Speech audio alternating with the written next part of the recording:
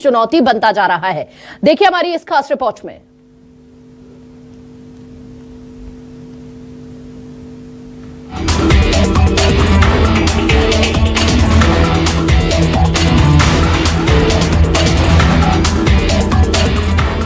ग्वालियर चंबल अंचल में बीजेपी के पुराने नेताओं के साथ ही सिंधिया के समर्थक नेता अंचल की हर सीट पर टिकट की दावेदारी कर रहे हैं। इन हालातों ने बीजेपी की परेशानियां बढ़ा दी हैं। लोकसभा चुनाव के लिए सिंधिया और उनके समर्थकों की अंदरूनी दावेदारी भी शुरू हो गई।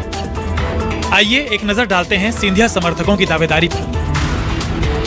ग्वालियर लोकसभा सीट से खुद सिंधिया के चुनाव लड़ने की संभावनाएं हैं। गुना लोकसभा से सिंधिया समर्थक महेंद्र सिंह सिसोदिया, जजपाल सिंह जज जी का नाम सुर्खियों में है। मुरैना लोकसभा से गिरिराज दंडौतिया का नाम सुर्खियों में है। भिंड एससी लोकसभा से इमरती देवी भी चुनाव लड़ने की इच्छुक है।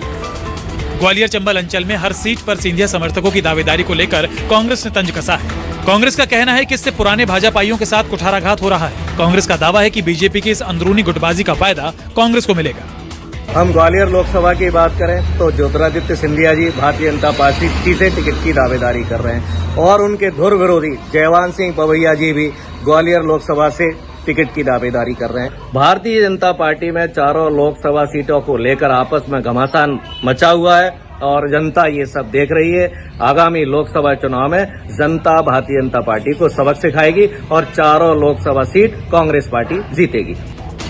हालांकि सिंधिया समर्थक इमरती देवी ने खुलकर कहा है कि जब तक मेरा वरिष्ठ नेतृत्व मुझे आदेश नहीं करेगा तब तक वो कहीं भी चुनाव जमावट के लिए नहीं जाएंगे। साथ ही इमरती देवी ने अपनी जीत की मजबूती को लेकर कहा है कि 2018 विधानसभा चुनाव में 62,000 वोटों से चुनाव जीता था। ऐसे में पार्टी मौका देगी तो जरूर चुनाव लड़ा जाएगा। अगर बढ़ा नहीं रहे होते तो इमरती देवी यहाँ कहाँ खड़ी होती, नहीं खड़ी होती ना। नाम की चर्चाएं शुरू हुई हैं।